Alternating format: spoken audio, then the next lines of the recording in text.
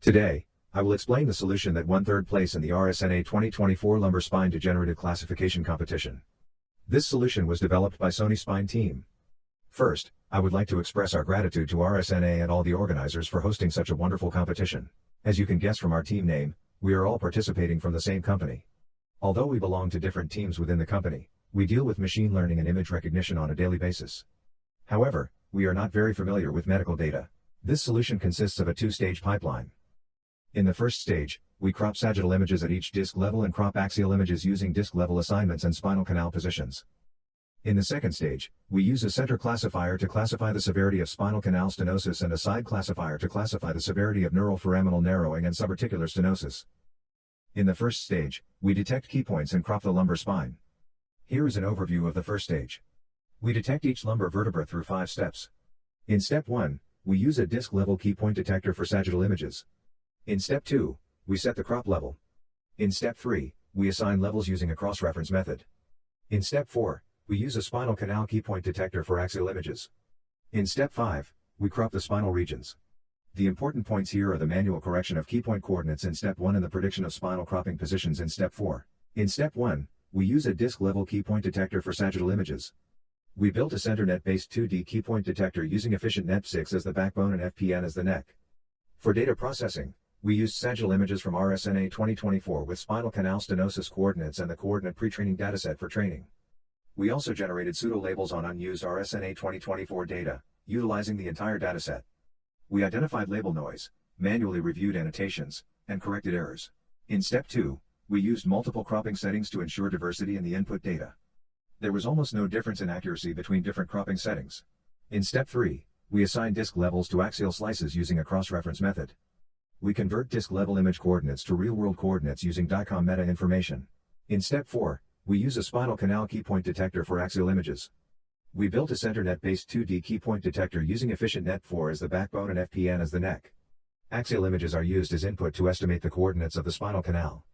The reason we use this detector is that while the Y coordinate can be accurately estimated from the disc-level key point detector, estimating the X coordinate is challenging. For training data, we used axial images from RSNA 2024 with spinal canal stenosis coordinates. In step 5, we use the output from the spinal canal key point detector to crop the necessary regions centered on the spinal canal. We cropped at multiple sizes to ensure diversity in the input data. In the second stage, we classify the severity of the conditions. Here is an overview of the second stage. We predict each condition through 3 steps. In step 6, we use a center classifier, 2D encoder plus attention. In step 7, we split the images into left and right sides. In step 8, we use a side classifier, 2D encoder plus attention. The important points here are that we use the attention mechanism to ensure model diversity and adopted various backbones.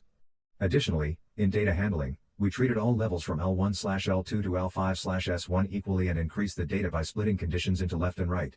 In step 6, we use a center classifier, 2D encoder plus attention. We use 15 slices of sagittal T1 and sagittal T2/stir, and 10 slices of axial T2 as input data.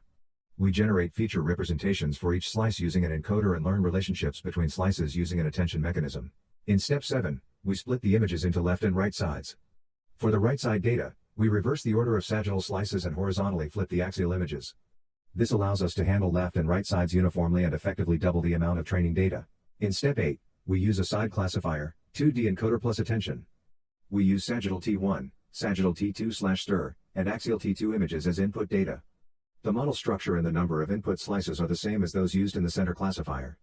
Specifically, for each disc level and side, left or right, we use groups of sagittal T1, sagittal T2, and axial T2 slices to estimate the severity. The side classifier is designed to classify the severity of neural foraminal narrowing and subarticular stenosis. Here are the results. Our solution achieved second place in the public score and ultimately secured third place in the private score. This indicates that our model consistently maintained high accuracy and performed exceptionally well in a highly competitive environment. Finally, here are some additional remarks. We used stratified fold as our cross-validation strategy and applied test time augmentation, TTA, using left-right flip. We also applied temperature scaling to sharpen the predicted probabilities for spinal canal stenosis. Our final submission included 30 models, 15 center models and 15 side models. This concludes the overview of our solution. Thank you for your attention. We would like to express our heartfelt gratitude to RSNA and Kaggle for organizing this wonderful competition. It was a great experience to participate.